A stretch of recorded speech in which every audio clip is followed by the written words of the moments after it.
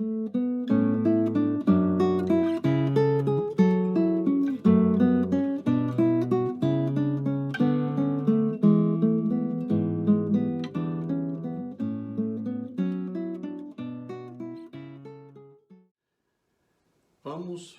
começar então, né? Vamos começar, vamos fazer uma oração. A gente começa rezando o Pai Nosso, invocando a presença de Deus e a intercessão de Santo Anselmo e de Nossa Senhora de Guadalupe. Um dia, já duas pessoas me perguntaram por que a gente colocou o nome do grupo de Santo Anselmo. É uma história antiga e vamos ter de fazer uma live, quem sabe um dia, um vídeo, alguma coisa, para falar desse santo tão desconhecido e ao mesmo tempo tão importante. Brito Gonçalves, você me manda uma solicitação. Você está me assistindo? Você está conseguindo me ver? Bom, enquanto ele responde, vamos lá. Em nome do Pai, do Filho e do Espírito Santo. Pai nosso que está no céu, santificado seja o vosso nome. Venha a nós o vosso reino. Seja feita a vossa vontade, assim na terra como no céu. O pão nosso de cada dia nos dê hoje. Perdoai-nos nossas ofensas, assim como nós perdoamos a quem nos tem ofendido. Não nos deixeis cair em tentação, mas livrai-nos do mal. Em nome do Pai, do Filho e do Espírito Santo. Nossa Senhora de Guadalupe, rogai por nós. Santo Anselmo, rogai por nós. Muito bem, pessoal. Eu sugeri uma live hoje, quarta-feira, apesar de eu ter falado que a gente poderia fazer lives no sábado. Eu gostei muito da ideia do sábado, mas eu queria fazer hoje sobre quarta-feira porque essa é a primeira vez que nós estamos lendo o catecismo, né, a parte mais contundente do catecismo. Muito bem. Eu mandei um texto para vocês, que era a ideia de fazer um artigo sobre as origens do catecismo, e eu não sei quantos leram, então eu vou fazer um comentário rápido sobre ele, né? Veja só, o que é o catecismo da Igreja Católica? Eu me lembro que quando eu era criança, ou quando eu era adolescente, numa família batista, lá em Itapetinga, no interior da Bahia, eu tinha um colega, nós estávamos ali na quinta série, isso 1977, 1978, eu tinha um colega, e todas as vezes que a gente ia jogar bola no sábado à tarde, no Rio, esse colega dizia assim: eu só posso ir depois das 3 horas porque eu vou para o catecismo. Ele usava a expressão, eu vou para o catecismo. E ir ao catecismo era, na verdade, ir à catequese.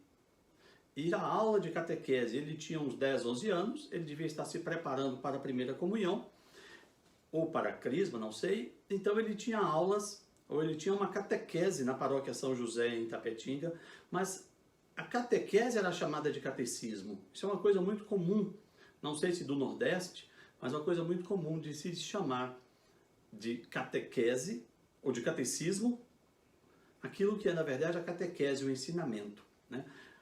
Bom, eu acho que todos vocês sabem, mas é sempre bom relembrar, não é? Catecismo, ou o Catecismo da Igreja Católica, é um documento que é este aqui, vocês conhecem, né? É o Catecismo da Igreja Católica, é um livro bem grande. Se você pensar em termos de página, né? Ele tem mais ou menos 930 páginas. Se você pensar em termos de conteúdo, ele tem 2.800 itens ou artigos, né? 2.800 itens. Então, esse é o Catecismo da Igreja Católica. Ele foi promulgado e publicado pelo Papa São João Paulo II em 1992. E é esse o livro que nós estamos lendo, né? Eu sugeri que vocês lessem essa semana, dos itens 26 ao item 49. Né? O que contém esse livro? O que tem dentro do catecismo? Qual é o seu conteúdo?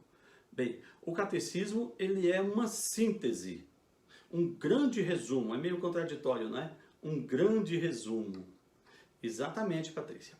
Um grande resumo onde estão contidos o ensino da tradição, o ensino das escrituras, naquilo que é essencial para a nossa salvação, e os ensinamentos principais da igreja, ou seja, tudo aquilo que a igreja quer nos ensinar para a salvação das nossas almas, em matéria de tradição da igreja católica, o ensinamento dos apóstolos, de Bíblia Sagrada, daquilo que é essencial, e ainda o magistério, os documentos da igreja, ou seja, o catecismo é um apanhado, é um grande resumo da tradição, das escrituras e do magistério.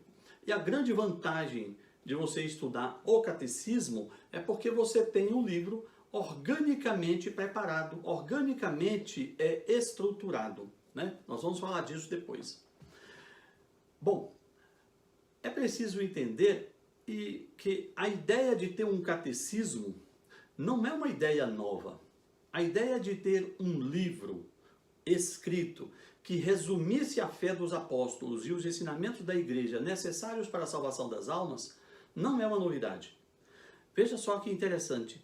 No tempo dos apóstolos ainda, isto é, nas primeiras décadas da igreja, naquele período que mediou entre o dia de Pentecostes, não é? E vamos pensar ali até o final do século I, quando São João escreve o Apocalipse. Naqueles 70 anos ali, que nós chamamos de igreja apostólica ainda, ou era apostólica da igreja, porque os apóstolos, pelo menos parte deles, ainda estariam vivos. Naquele período, a igreja já fez o seu primeiro catecismo. Exatamente. Um pequeno livro chamado Didaquê. Eu até tenho uma aqui, mas eu deveria ter apanhado, né? Ele não está à mão. A Didaquê é um pequeno livro, né, que contém um resumo da fé católica, que contém um pequeno resumo daquilo que é necessário para a nossa salvação. A palavra Didaquê é uma palavra grega que significa ensino, né? Vem da mesma origem de didática, né? Da mesma origem de doquém, de onde também sai a palavra dogma. Né? Então a Didaquê é um primeiro catecismo e ele é chamado por alguns, né? Ele é ali entre os anos 70 e 90 do primeiro século. Quer dizer, se você imaginar isso aí, é logo depois da morte do martírio de São Pedro e São Paulo e um pouco antes do Apocalipse de São João. Então ele é chamado também de Instrução dos 12 Apóstolos. Olha só que interessante. Instrução dos 12 Apóstolos. E a Didaquê foi então assim o primeiro, podemos dizer assim, catecismo que chegou na Igreja Católica, né? Claro, aí a partir dessa época, né, a partir dos anos 60, a igreja passa por um período difícil, que é o período da perseguição romana. Essa perseguição romana começa no governo Nero, ali por volta do ano 62, 63, e ela vai se estender até o ano 313. São mais ou menos 250 anos de perseguição, né? Perseguição intensa. E é um período, curioso, porque é um período muito rico em termos de construção de doutrina. Vão surgir aí os grandes padres da igreja, não é? Santo Inácio de Antioquia, São Policarpo de Esmirna, Santo Irineu de León, São Justino. Mais tarde vai surgir Santo Ambrósio e aí São Jerônimo e o grande Santo Agostinho. Enfim, mas aí já depois do final da perseguição, né? A perseguição termina em 313 com o Edito de Milão, do imperador Constantino, que manda cessar a perseguição, não é? Esse imperador, o Constantino, que põe fim à perseguição, ele é filho de uma mulher que se torna santa, não é? Santa Helena. E obviamente a influência dela é grande nesse sentido. Então, veja só, nós tivemos a Didaquê lá no início do cristianismo, entre o ano 70 e 90, mas a história nos ensina que lá pelo ano 590 teve um concílio, né, em Vaison, e aí se pensou também na ideia de se fazer um catecismo, lá por volta do ano 529. A igreja vai desenvolvendo. Nós temos outra notícia de um catecismo, ou de tentativa de um catecismo, lá por volta do ano 900. Né? Nós sabemos, pelo estudo de história geral, que a partir do ano 800, não é, há uma tentativa de reconstrução do Império Romano com o chamado Sacro Império Romano Germânico, com o imperador Carlos Magno, que sofre uma grande influência da igreja, não é? Ele era um homem católico e ele tem a igreja o ajuda e ele ajuda a igreja de certa forma, né? E dentro desse período que a história chama de Renascimento Carolíngio, né, você tem um livro que é publicado na Alemanha chamada Disputatio Puerorum, que é uma espécie de catecismo daquela época, né? Estamos falando ali do ano 900, século X, né? E nesse Disputatio Puerorum, esse documento que circula não oficialmente como um catecismo, mas circula como um conjunto de ensinamentos da igreja, você tem ensinamentos de Isidório de Sevilha, de Santo Agostinho, de São Gregório Magno, que foi um grande papa, enfim. Lá pelo ano 1100, já no início do século XII, tem um teólogo chamado Honório de Autun, que foi aluno de Santo Anselmo, que é o nosso padroeiro, olha que interessante, né? Um aluno de Santo Anselmo publica um livro chamado Elucidarium, que é dividido em 3 partes: credo, mal físico, moral e novíssimos, aquelas questões relacionadas à morte, purgatório, né? Segunda vida de Cristo, né? Isso é 1100. Depois nós temos, em seguida, nessa mesma época, o famoso, uma obra de o Septentenaris Opusculo, do cardeal Hugo de São Vítor, que também é uma tentativa de trazer um ensinamento, assim, um livro que resuma a fé católica, né? Temos ainda, em 1273, um filósofo chamado Raimundo Lúlio, que publica uma obra chamada Doutrina Pueril, que é dividida em 2 partes, Instrução Católica e Orações. Temos uma recomendação no 4º Concílio de Latrão, né, que se estabelecesse escolas na igreja. Depois temos em 1281 o Concílio de Lambeth, né, realizado na Inglaterra, onde se sugeriu a construção de textos catequéticos na Inglaterra, né, que tivesse ali pelo menos o credo dos apóstolos, os 10 mandamentos, as virtudes, os sacramentos.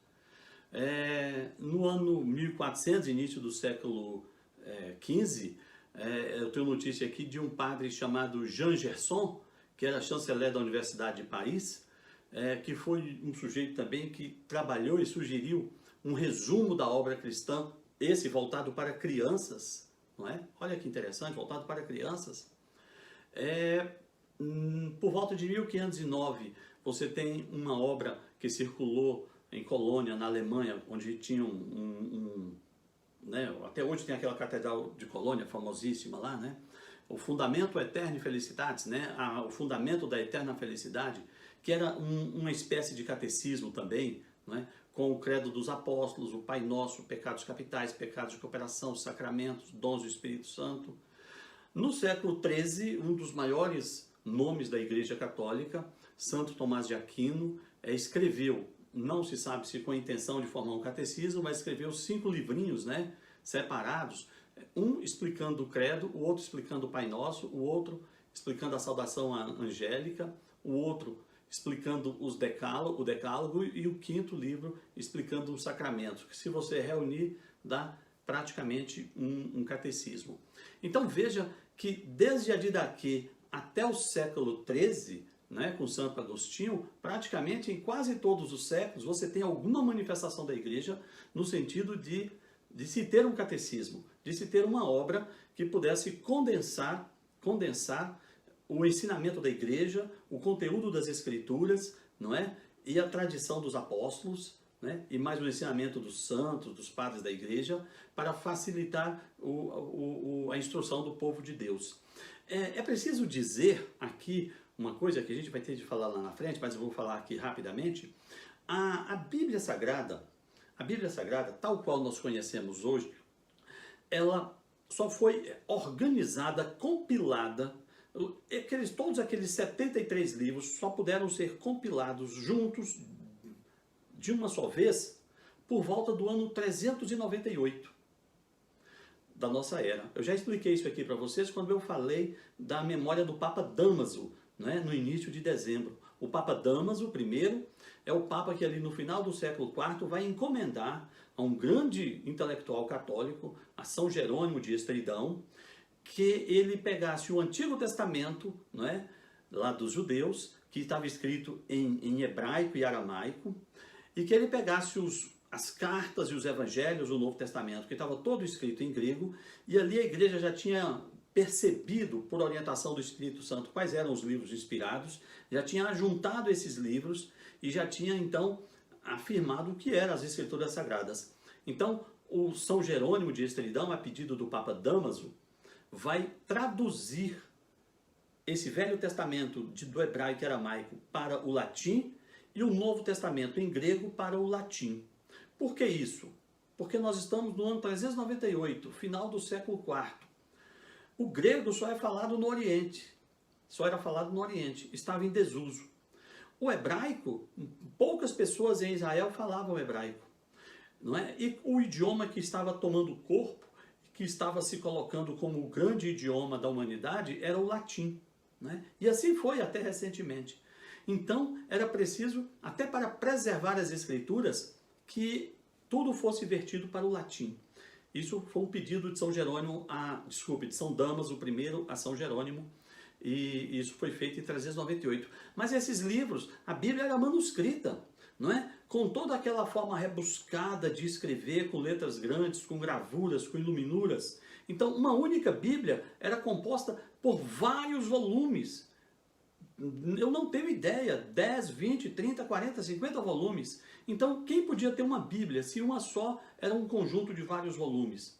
Somente as grandes catedrais, não é? Os mosteiros poderiam se dar ao luxo de ter uma Bíblia, né? Era muito difícil o acesso. Mesmo as paróquias, nem todas tinham acesso ao texto da Bíblia, né? Então essas pessoas tinham fragmentos, ou tinham a Bíblia num grande mosteiro onde podiam ir consultar, né? E uma grande parcela da população, em razão da invasão dos bárbaros e da destruição do Império Romano, uma grande parcela da população era completamente analfabeta, né? Nessa fase, a partir do século IV, V, a igreja vai tomar os bárbaros, que é quem domina a Europa hoje, naqueles dias, porque o Império Romano foi destruído, e a igreja vai ter de civilizar esses bárbaros, a igreja vai ter de ensinar esses bárbaros a se tornarem gente. E aí, depois disso, vai ensinar esses bárbaros a entender o que é a leitura, a construir uma civilização novamente, né? É preciso entender isso. As invasões bárbaras começam no século III e terminam oficialmente, né, como a gente aprende na história, no ano 476, quando você tem o último imperador do Império Romano, que é o Rômulo Odorico, né? Mas quando termina, tudo o que existe de bom, tudo o que existia de desenvolvimento e de progresso construído por aquela antiguidade clássica, que é o Império Grego e o Império Romano, tudo aquilo é destruído pelos bárbaros. Esgotamento sanitário, escolas, bibliotecas, enfim, os banhos, enfim, tudo aquilo, toda aquela glória e aquela opulência da antiguidade clássica e toda aquela riqueza romana foi completamente destruída. A Europa se ruralizou, as grandes cidades se definharam, né? Então, o que acontece? Naquele momento a igreja pensa, o império caiu, o Império Romano caiu, é verdade. E a igreja, o cristianismo, era a religião oficial do Império Romano. Lembra disso? A gente estuda lá na história que no ano 381, o imperador Teodósio I, isso, por meio de um documento chamado o Edito de Tessalônica, ele faz da igreja, do cristianismo, a religião oficial do império. Isso em 380. Em 476, quer dizer, 90 anos depois da igreja católica ser a religião oficial do Império Romano, o Império Romano cai.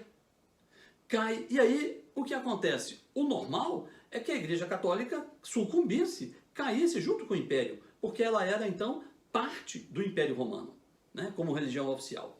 Mas aí o que acontece? A igreja teve a clara evidência de, olha, o império caiu, mas nós não somos o Império Romano.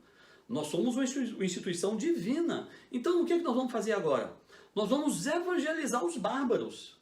É isso. Então o que aconteceu? Olha só, a igreja nasce em Jerusalém com os apóstolos. É perseguida pelo Império Romano. Vence o Império Romano evangelizando os romanos e os seus imperadores. Os imperadores se tornam cristãos, fazem do cristianismo religião oficial do Império. Mas aí o Império cai, chegam os bárbaros. Não tem problema. A igreja agora diz, vamos fazer com os bárbaros o que fizemos com o Império Romano. Vamos catequizar os bárbaros, vamos evangelizar os bárbaros, vamos fazer dos bárbaros cristãos. Só que isso era mais complicado porque os bárbaros, como o próprio nome diz, os bárbaros eram bárbaros. Os bárbaros não queriam saber de nada, né? Tanto que vai levar mais ou menos 20 anos, né, para um primeiro imperador bárbaro se converter, né, que é o Clovis, o rei dos francos, que se converte lá por volta de 496. Mas o que eu quero dizer com isso? O que eu quero dizer é que as pessoas não sabiam ler, as pessoas não tinham instrução, entendeu? Porque tudo foi destruído na queda do império. E quem tinha instrução era somente os padres e os bispos, né? Só o povo da igreja, os religiosos. E a Bíblia era uma, como eu disse, ela era manuscrita em trocentos volumes. Então, uma Bíblia ocupava uma biblioteca inteira, o acesso era muito difícil. Daí, essa preocupação em se ter um catecismo. Esse é o ponto que eu queria chegar. A igreja sempre se preocupou em ter um catecismo porque era difícil ter o acesso à Bíblia. Era difícil ler a Bíblia e mais difícil interpretar. Então, vamos fazer o seguinte, vamos pegar um documento e, condensar nesse documento o que é essencial da Bíblia, o que é essencial da tradição, o que é essencial do ensino dos papas. E aí vamos chamar isso de catecismo, porque é uma palavra grega, vem de katekel, que é uma palavra grega que significa ensinar em pé, ensinar de pé. Sabe aquela pessoa que está de pé numa sala ensinando? Né? Ele está fazendo um katekel, um ensinamento em pé. Essa foi a ideia.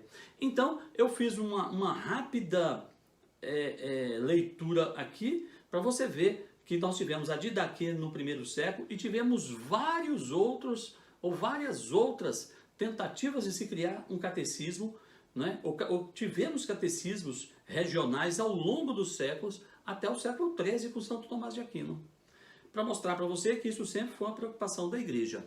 Mas veja que interessante,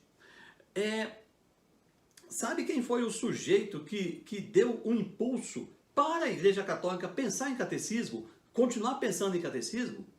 Ninguém menos que um monge agostiniano, bastante conhecido dos católicos, e você já ouviu falar dele, que se chamava Martinho Lutero. Exatamente, Martinho Lutero, um monge agostiniano que a partir do ano 1517 começou um movimento que acabou rompendo a unidade da igreja, saindo daí o que se chama hoje de uma vertente cristã, que é o protestantismo.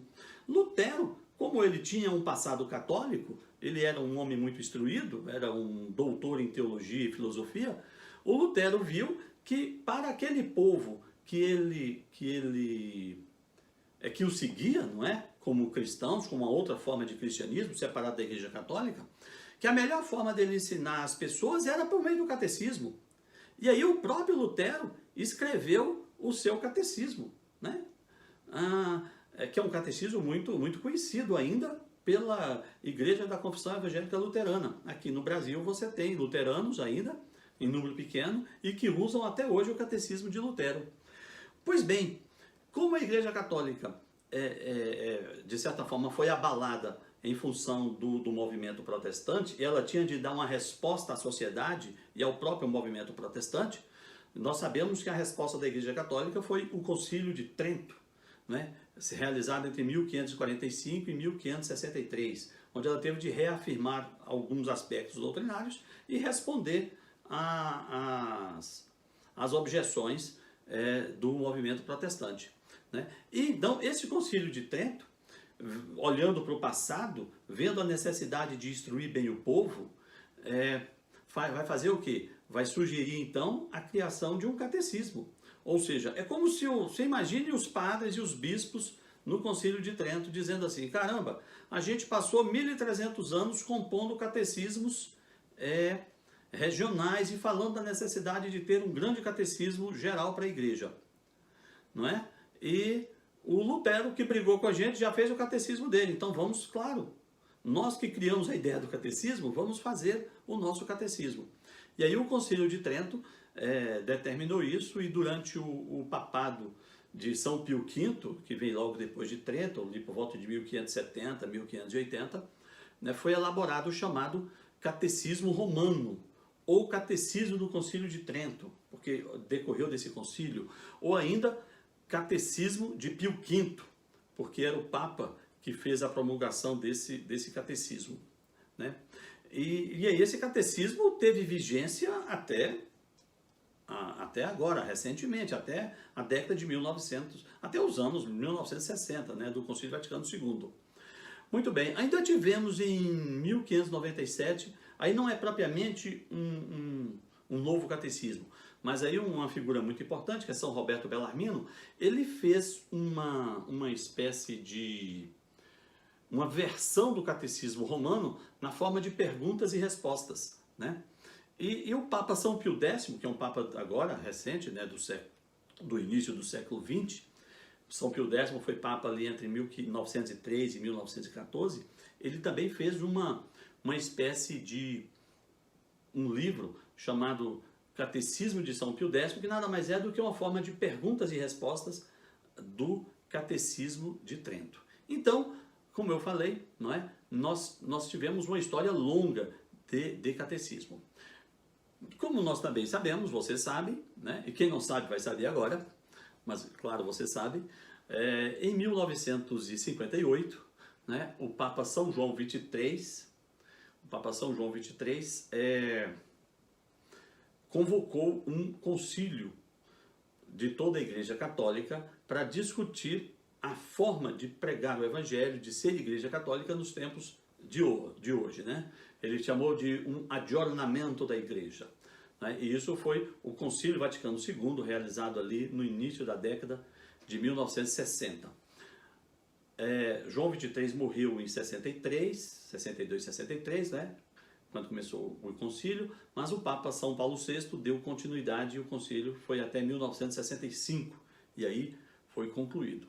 Esse concílio, o Vaticano II, já declarava a necessidade de um catecismo elaborado nos dias de hoje, né, para enfrentar as realidades, as circunstâncias dos dias atuais, né? E aí o Papa, e é isso o que acontece na Igreja Católica, né? A Igreja Católica é assim. A Igreja Católica, me disse uma vez um padre, né, aqui em Brasília, que a Igreja Católica ela é uma locomotiva poderosa, mas ela tem uma quantidade de vagões tão grandes, né, que para fazer uma curva as coisas demoram, né?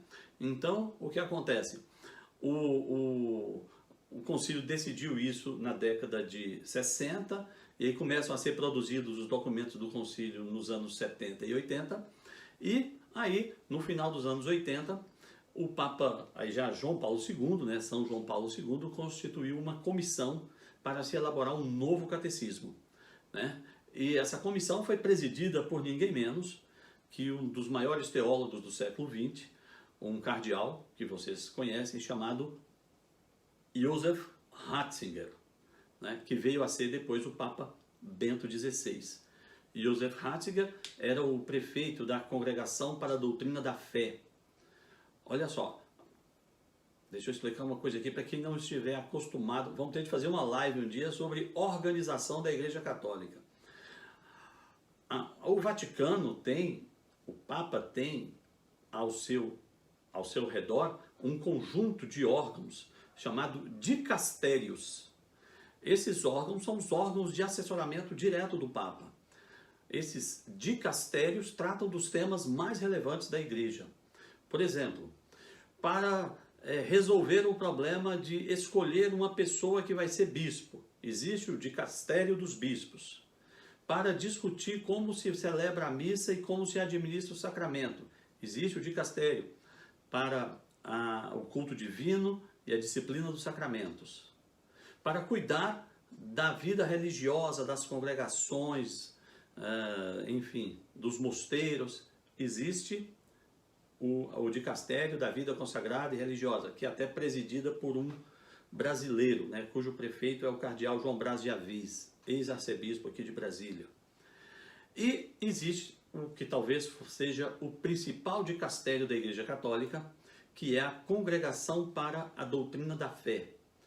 Esse órgão é o órgão que, juntamente com o Papa, né, vai definir o que é a fé católica, vai definir o que é certo e o que é errado. Então, é talvez um dos órgãos mais importantes da Igreja.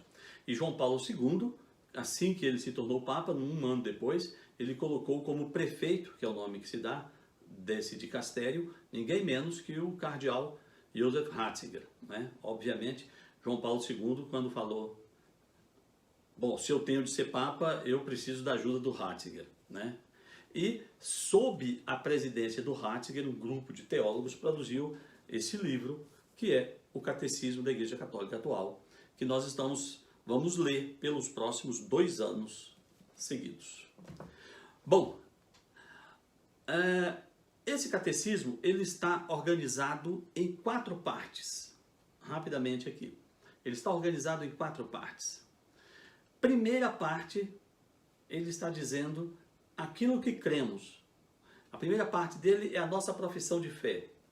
É o símbolo dos apóstolos. Você consegue repetir comigo?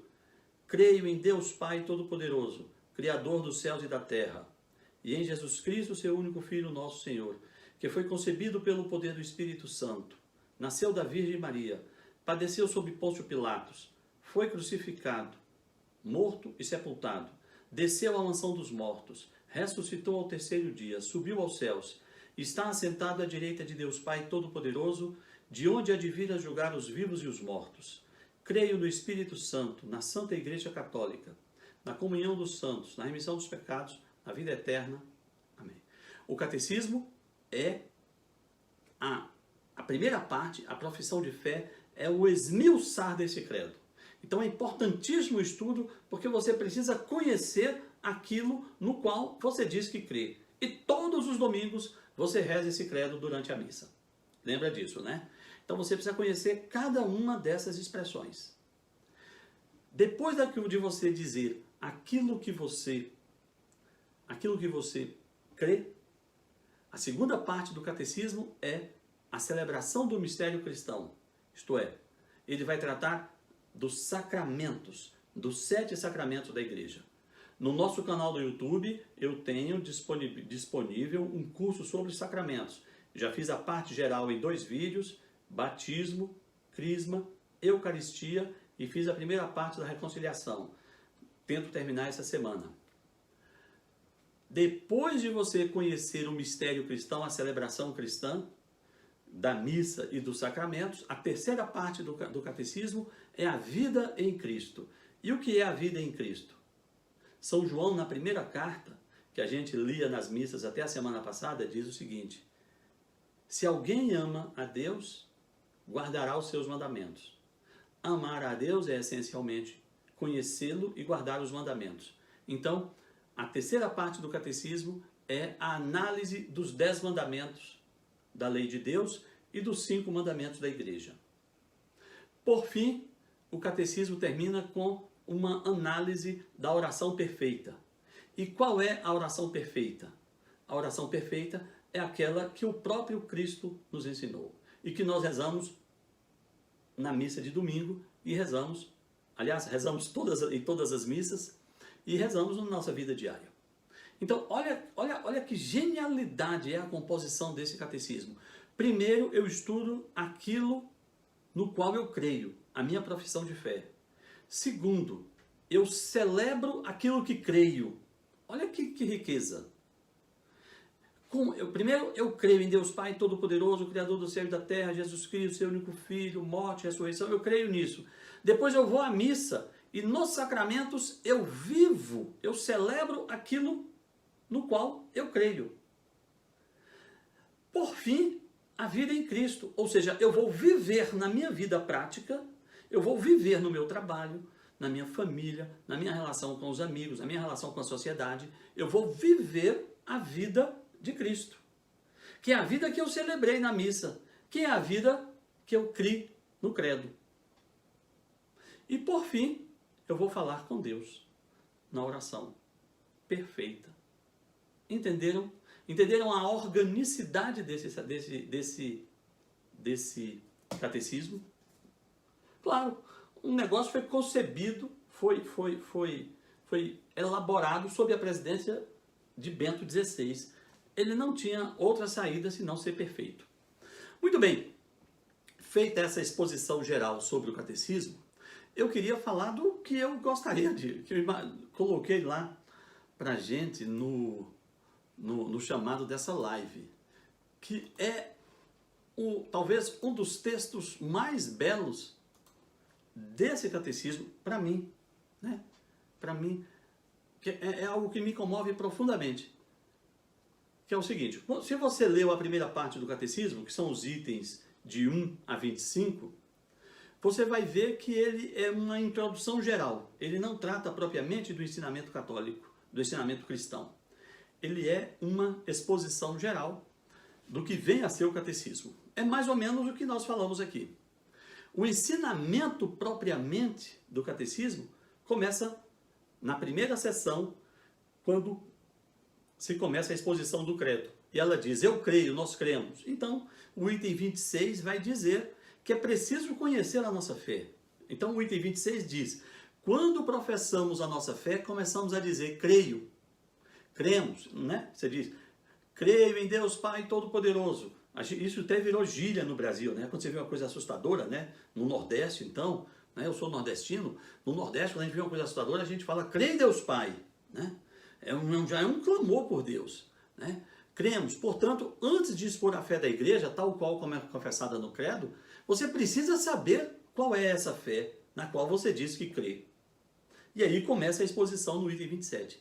E o item 27 começa com uma frase que é lapidar, que é absoluta, né? Que resume tudo o que nós estamos fazendo. Ele diz simplesmente assim, no título, primeira parte, seção 1, capítulo 1, o catecismo diz: o homem é capaz de Deus. Se você compreendeu essa frase, pode sair da live, pode fechar tudo, ir embora, dormir, você já resolveu sua vida. Presta atenção nisso. O homem é capaz de Deus. Aí o catecismo começa: o desejo de Deus é um sentimento inscrito no coração do homem, porque o homem foi criado à imagem e semelhança de Deus. E Deus não cessa de atraí-lo. Há uma centelha divina dentro do coração do mais vil e perverso ser humano. Olha o que eu estou dizendo. Se você é uma ótima pessoa, e eu acredito que você é uma ótima pessoa, né? Se você é uma ótima pessoa, e se você, né, é uma péssima pessoa, há no seu coração uma centelha divina. Porque você foi feito à imagem e semelhança de Deus. É com base nessa ideia que o Papa Francisco propôs, e a Congregação para a Doutrina da Fé, recentemente, há uns 3 anos, aprovou a desaprovação à pena de morte. Porque antigamente a igreja admitiu, em casos excepcionais, a pena de morte. Mas partindo da ideia de que todo ser humano, por mais vil, pecador e miserável, tem no seu coração a centelha divina, porque foi feito à imagem de Deus, e todos custaram o sangue de Cristo na cruz. Não é razoável que você aceite matar uma pessoa. Esse sentimento que está no coração do homem, que foi inserido por Deus, jamais vai sair de lá.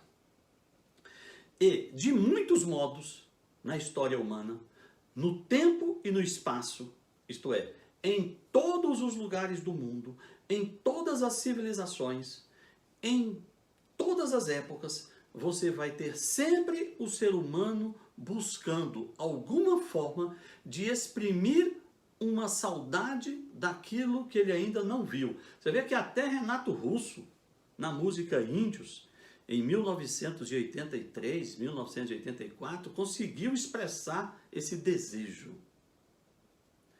A saudade de tudo que eu ainda não vi. A saudade de Deus. De muitos modos na sua história e até hoje, os homens exprimiram a sua busca de Deus em crenças e comportamentos religiosos. Orações, sacrifícios, cultos, meditações. E muitas vezes ambíguos, muitas vezes difícil de explicar. Né? Mas você pode dizer, como diz o catecismo, o homem, o ser humano é essencialmente um ser religioso. E isso por quê? Porque esse gênero humano é uma criação de Deus. Quando Paulo estava em Atenas, aquele famoso discurso do capítulo 17 de Atos dos Apóstolos, que ele prega em cima da ideia do Deus desconhecido, dizendo que Cristo é o Deus desconhecido, que os romanos cultuam sem saber, né? A saudade daquilo que ainda não se viu. São Paulo vai dizer uma coisa preciosíssima, que só recentemente a gente conseguiu compreender. Ele diz assim: na verdade, Deus não está longe de nós, porque nele é que vivemos, nele é que nos movemos e nele é que existimos. Porque, na verdade, tudo só existe porque existe antes em Deus. Né? Todas as coisas só existem porque existe antes em Deus. Agora você veja, né? O Santo Agostinho vai resumir isso de uma maneira muito interessante no início do livro As Confissões, né? Ele vai dizer uma coisa muito interessante. Ele vai dizer assim: olha, para ti, ó Deus, fomos criados, e irrequieto anda o nosso coração, enquanto não repousa em ti. Observe essa frase de Santo Agostinho. Para ti, ó Deus, fomos criados, e irrequieto anda o nosso coração, enquanto não repousa em ti. Esse ser humano é capaz de Deus porque ele foi criado à imagem e semelhança de Deus. E no coração do homem existe um vazio infinito. Dentro do coração do homem existe um vazio infinito, que a gente tenta preencher com tudo, e nada preenche esse vazio, porque ele foi criado pelo infinito, e só o infinito pode preenchê-lo, somente Deus pode preenchê-lo. Né? E Santo Agostinho, que viveu uma vida dissoluta e pecaminosa até os 30 anos de idade, né? Nas suas grandes discussões com Santo Ambrósio, né? No final, lá no século IV, chegou a essa conclusão, né? De que o homem é capaz de imaginar a Deus, de sentir saudade de Deus, de querer conhecer a Deus. Né? E a igreja nos ensina isso. Né? A igreja nos ensina dizendo o seguinte: criado à imagem e semelhança de Deus, né? O homem procura, muitas vezes, conhecer provas da existência de Deus. Não provas físico-matemáticas, mas argumentos capazes de mostrar que existe um Deus que criou todas essas coisas.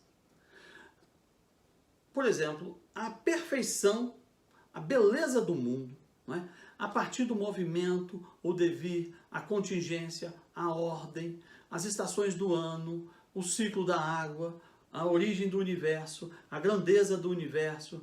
Né? E você imagina o seguinte, que quanto mais a tecnologia e o conhecimento, quanto mais essas coisas progridem e crescem, maior a admiração, né?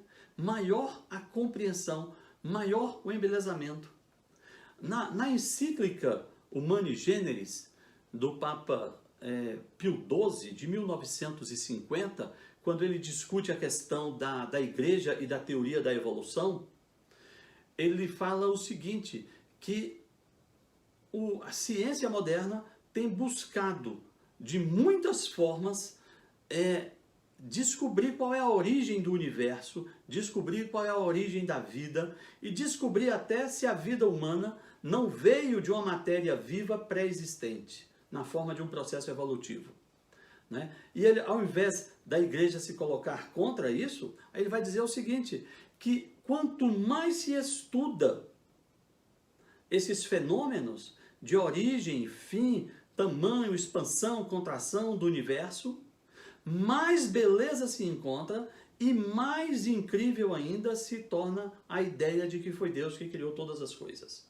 Então, em vez de o progresso científico matar a ideia de um Deus criador e pessoal, o progresso científico, ironicamente, para quem tem os olhos abertos, aumenta ainda mais a nossa fé. Vai ficar salva sim, Brito, vai ficar salva. Viu? Ainda mais aumenta a nossa fé. Agora, vamos falar sério. Por mais que nós queiramos nos aproximar de Deus, por mais que o homem queira imaginar a existência de Deus e conhecer a Deus, né, por meio da natureza, da beleza da natureza, da beleza das coisas criadas, nós jamais conseguiremos ter uma compreensão perfeita de Deus. Claro, primeiro pelo simples fato de ele ser um Deus infinito e nós sermos finitamente pequenos e mortais. Eu já disse isso aqui. Veja, mesmo nas nossas relações pessoais, né? Você conhece um amigo, você conhece uma pessoa e para que essa amizade se desenvolva, para que essa amizade cresça, para que vocês tenham uma relação boa de amizade, ou mesmo numa relação marital, relação de namoro, noivado, casamento, enfim, imagine, para que as pessoas se conheçam e consigam ter um mínimo de relação de amor, desde um casal até amigos, é preciso que um se revele ao outro. Não é? Alguns de vocês aqui são moradores de Brasília, frequentam a paróquia Nossa Senhora de Guadalupe, né? E são meus amigos. Eu já fui à casa de vários de vocês já vieram à minha casa. Por que nós somos amigos? Porque nós nos damos a conhecer, nós nos revelamos um ao outro. Né? Se eu ficar fechado em mim mesmo, você jamais vai me conhecer, e nem eu vou conhecer a você. E olha que nós somos iguais. Agora, se eu penso no ser humano para com Deus, eu jamais vou conhecer a Deus. Né? Então, é preciso que Deus se revele ao homem. É preciso que Deus retire o véu e se mostre ao homem. E eu já disse isso semana passada, na live passada, o que é a história da humanidade, a história do Antigo Testamento, senão o processo de revelação de Deus. Deus se revelando ao homem, né, de maneira pedagógica, constante, perene, até culminar com o ápice da revelação, que é a vinda de Cristo, né? A encarnação, nascimento, depois a paixão, morte e ressurreição de Cristo. Né? Então, o que o catecismo está nos ensinando nesses primeiros itens, no item 26 ao item 49, é que o homem é capaz de Deus. O homem é capaz de imaginar, de inferir, de perceber a existência de Deus. Não de provar, não de comungar, de ter comunhão com Ele. Não. O homem só é capaz de pensar em Deus, de imaginar que existe o Deus, de imaginar que ele tem uma sede de algo que ele ainda não descobriu, mas ele tem uma sede do transcendente. Por isso, essa avidez pela religião ou pelas expressões religiosas, e aí muita gente sem princípio e sem caráter abusa da fé das pessoas, né? Porque o desejo de Deus inscrito no coração desse homem, como diz Santo Agostinho, é infinito e só pode ser preenchido pelo também infinito. Né? Então, o homem tem essa capacidade de imaginar a Deus, né? Mas é preciso agora que Deus venha ao encontro do homem por meio da revelação. E aí, eu quero aproveitar essa live para lhe mostrar quão belo e quão perfeito é, do ponto de vista redacional, né, e pedagógico, esse nosso catecismo. Se o capítulo 1 da seção 1, da primeira parte, que é o que estamos tratando, começa dizendo: o homem é capaz de Deus, viu? O que nos diz o capítulo seguinte? O capítulo seguinte, que vocês vão ler até sábado o item 40, até o item 49. No item 50, o catecismo vai dizer: Deus ao encontro do homem. Olha que perfeição. Capítulo 1. O homem é capaz de Deus. O homem deseja conhecer algo que ele ainda não conhece, mas do qual ele tem saudade. Mas para que ele reconheça essa eternidade, essa infinitude que é Deus, é preciso que esse Deus venha ao encontro do homem. E é o que diz o catecismo, no capítulo 2. Deus ao encontro do homem. E aí, eu vou adiantar o item 50, que vocês terão de ler na próxima semana, que diz assim: pela razão natural, o homem pode conhecer Deus, com certeza, a partir de suas obras. Mas existe outra ordem de conhecimento que o homem de modo nenhum pode atingir por suas próprias forças: a revelação divina. Entendeu? Ou seja, um conhecimento pleno de Deus. Agora, por uma vontade absolutamente livre, Deus, diz o item 50, revela-se e dá-se ao homem.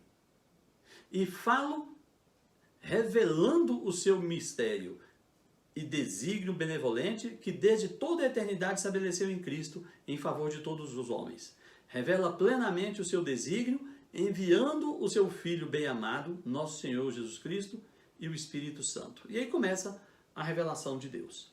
Então veja, a primeira parte do catecismo está centrada nessa primeira frase, não é? O homem é capaz de Deus. Isso resume, basicamente, de forma simplista, isso mostra toda a carência, todas as necessidades, todos os sofrimentos, todas as vicissitudes e todos os anseios humanos, né? Tudo se resolve nessa ansiedade, nessa capacidade, nesse desejo de conhecer a Deus, né? De voltar ao Éden, né? De voltar à comunhão que foi rompida com o pecado original. Então, o homem é capaz de Deus, Deus agora vai se revelar ao homem, vai se dar a conhecer, né? E aí nós vamos responder a essa revelação. Como é que você vai responder a essa revelação? Você responde à revelação por meio da fé, aderindo à revelação. Aí já é a terceira parte do catecismo, né? Eu já estou dando lá a terceira semana, lá para o dia 20. Olha só. 1, o homem é capaz de Deus. 2, Deus se revela ao homem. 3, o homem responde por meio da fé. Veja que riqueza é esse livrinho. Está aqui, gente. Tem 29 anos que a igreja promulgou esse catecismo. Então, você pode ler na internet, mas compre-o. É uma leitura de uma riqueza impressionante. O catecismo pode ser lido do jeito que nós estamos lendo, do primeiro item ao item 2855. Ele pode ser lido por tópicos, não é? Por exemplo, eu vou dar um exemplo rápido para vocês aqui. Está faltando 3 minutos para terminar a nossa live. É impressionante como uma hora passa rápido, né? Uma vez eu estava dando, no meu primeiro ano de catequista, de adultos, uma moça que estava se preparando para a crisma, tinha um problema na família. A família sofria muito, principalmente a avó dela, porque o tio dela, filho dessa avó, próprio, né, tinha há alguns anos cometido suicídio, não é? E o suicídio, a realidade, a dureza do suicídio fazia essa família sofrer. E ela chegou para mim um dia desesperada no final do encontro e falou: Gabriel, que resposta eu dou para minha avó, que é uma mulher de 90 anos e sofre há anos porque o filho dela cometeu suicídio? Gente, presta atenção. Sabe como foi que eu resolvi esse problema? Eu fui no índice alfabético remissivo do catecismo e abri no termo suicídio. Então, vamos lá. Abri no termo suicídio. Vamos lá. Sangue, serviço, servo, sexualidade, sinal, sociedade, sopro, súplica. Tá aqui. Suicídio. E aí, itens 2280 a 2283. 4 itens.